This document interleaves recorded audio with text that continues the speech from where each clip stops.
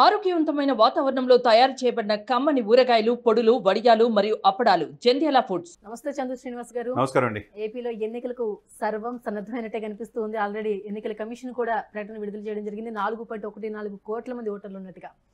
So ప్రస్తుతం ఉన్న పరిస్థితుల్లో ఎలా ఉండబోతున్నాయి అంటారు ఎన్నికలు? దానికి సంబంధించి డెఫినెట్గా ఉభయ రాష్ట్రాల్లో ఆంధ్రప్రదేశ్ రాజకీయాలు వాడివేడిగా ఉన్నాయి. అనేక మనం చూస్తాం, మన గులకరాల దాడి కాడి నుంచి ఎక్కడికక్కడ రాళ్ల దాడి, చంద్రబాబు నాయుడు గారి మీద, పవన్ మీద, చివరికి ముఖ్యమంత్రి గారి మీద కూడా దాడుల సంస్కృతి అనేది ఆంధ్రప్రదేశ్లో మనం చూసాం.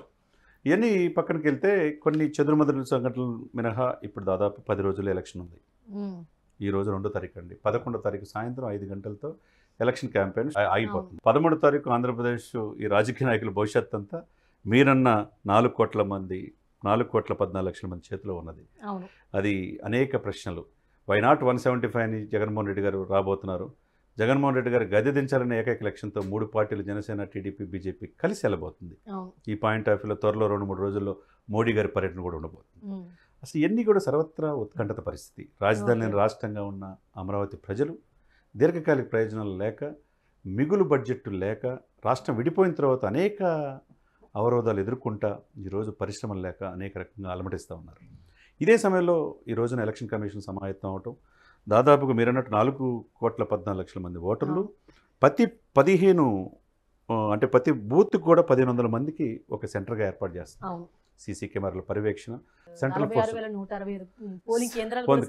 సెంట్రల్ ఫోర్సులు అన్ని దిగుతున్నారు. దీనికి తోడు ఇప్పటి వరకు ఎఫ్ఐఆర్ నమోదు చేసిన కేసులు మీరన్నట్టు 46,165 పోలింగ్ కేంద్రాలు రాష్ట్ర వ్యాప్తంగా ఉన్నాయి. దాదాపు 13 జిల్లాలు స్ప్రెడ్ అయినాయి. దీంతోపాటు 864 మందిని ఎఫ్ఐఆర్ చేశారు.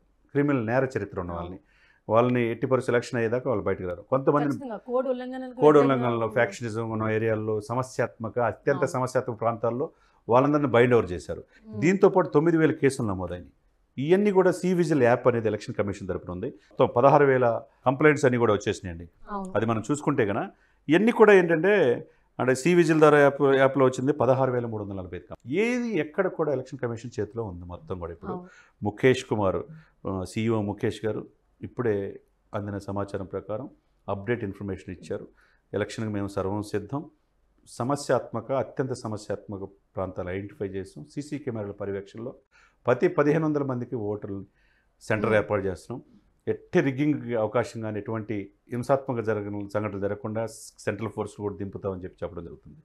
ఇదే సమయంలో రాజకీయ నాయకులు కూడా ఇంతకాలం పోరాడారు, ప్రజల్లో ఉన్నారు, మీటింగ్లు పెట్టుకున్నారు, పాదయాత్రలు చేశారు, రథయాత్రలు చేశారు. ఏం చేసినా ఈ 10 రోజులు కూడా ఇదే సఖ్యతతో ఉండి ప్రజల్ని మెప్పించాలి. ఇప్పుడున్న ప్రభుత్వానికంటే ఇంకా మెరుగ్గా పరిపాలిస్తాం, మెరుగ్గా మీకు పథకాలు ఇస్తామని చెప్పే భావంతో కూటమి వెళ్ళాలి. మేము బటన్ నొక్కాం, పథకాలు ఇచ్చాం కాబట్టి మమ్మల్ని గెలిపించిన నేదంతో వాళ్ళు వెళ్తారు.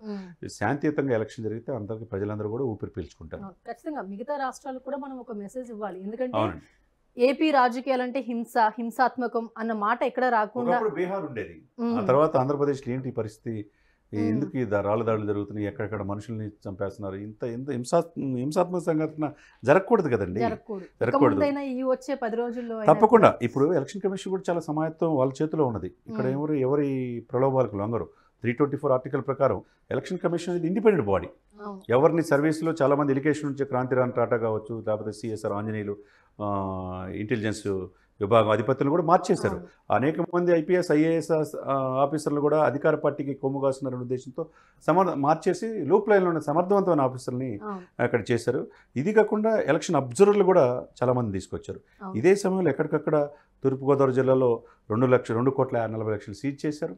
అదేవిధంగా మద్యం కూడా కోట్లాది రూపాయలు సీజ్ చేస్తున్నారు. దీనికి తోడు 156 మంది గాయాలైన, దాదాపు 2 మృతి చెందారు ఘటనలు ఇప్పటి వరకు. ఇంకా ఇది శాంతియుతంగా ఈ 10 రోజులు కూడా security point of view central చూసుకుంటుంది. కాబట్టి సమయనంతో ఎవరి విధానాలు వాళ్ళ ప్రకారం ప్రచారం చేసుకుంటే ప్రజలు కూడా హ్యాపీగా ఫీల్ అవుతారు. ఎవరైతే సమర్థులను భావిస్తారో వాళ్ళకే ఓటేస్తారు.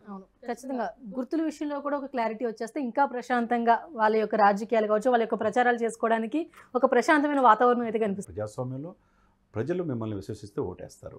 ప్రజలు చాలా తెలివిగలరు. ప్రజలు మెప్పించే విధంగా పరిపాలన ఉంటే డెఫినెట్గా మిమ్మల్ని అధికారంలో తీసుకొస్తారు. కాబట్టి ప్రజలు మనల్ని పొందే విధంగా ఉండాలని మనస్ఫూర్తిగా మనం కోరుకుందాం. ఓటు వేసే 4,14,00,000 మందికి కూడా వాళ్ళు విఘ్నతతో మీ ఓటు అనేది చాలా కీలకమైనది. ఎన్నికల్లో లాస్ట్ 2 రోజులు మాత్రమే డిసైడ్ చేస్తాయి అంటారు. మరి అక్కడ 2 రోజుల మీద డిపెండ్ అవుతారా, లేకపోతే త్రూఅవుట్ 5 years జర్నీ దాని మీద డిపెండ్ అవుతారా? వాళ్ళు ఇచ్చే ముందు మద్యం బాటిల్ కోసం, ఆ డబ్బుల కోసం 1000-2000 ఓట్ల కోసం కనుక కక్కుర్తి పడితే 5 సంవత్సరాలు అద్భుతమైన జీవితాన్ని పోగొట్టుకుని వెళ్తారు. అలా కాకుండా ప్రజాస్వామ్యంలో అతి విలువైంది ఓటు హక్కు. ఓటు హక్కుని వినియోగించుకోవాలి. ఎక్కడున్నా కానీ హైదరాబాద్లో ఉన్న ఉద్యోగాలు చేసుకున్నా ఓటు హక్కుని వినియోగించుకోవాలా. ఓటు హక్కు వినియోగించిన వాళ్ళు మాట్లాడే అర్హత లేదు. ఎవరికోళ్ళు తెగ బిల్డప్ ఇస్తుంటారు. వాళ్ళు ఇక్కడుండి ఫేస్బుక్లో ఈ కాదు. నీ ఓటు చాలా విలువైంది. దైవంగా భావించి ఓటు హక్కు అక్కడ ఇచ్చేదినే నువ్వు మాట్లాడటానికి హక్కు ఉంటుంది. కాబట్టి శాంతియుతంగా ఉండాలి. మీరు ఆ 2 రోజుల కోసం కాకుండా మీ అద్భుతమైన 5 సంవత్సరాల జీవితం కోసం మీరు ఆలోచించి విఘ్నతతో ఎవరైతే సమర్థవంతులో వాళ్ళకి ఓటేసి గెలిపించుకుంటే ప్రజాస్వామ్యం ప్రజ్వలిస్తూ ఉంటుంది. Right. Thank you Chandra Srinivas గారు, చాలా చక్కగా వివరించారు. Thank you. సుమన్ టీవీలో మీ పర్సనల్ అండ్ బిజినెస్ ప్రమోషన్స్ కోసం కింది నెంబర్కి కాంటాక్ట్ చేయండి.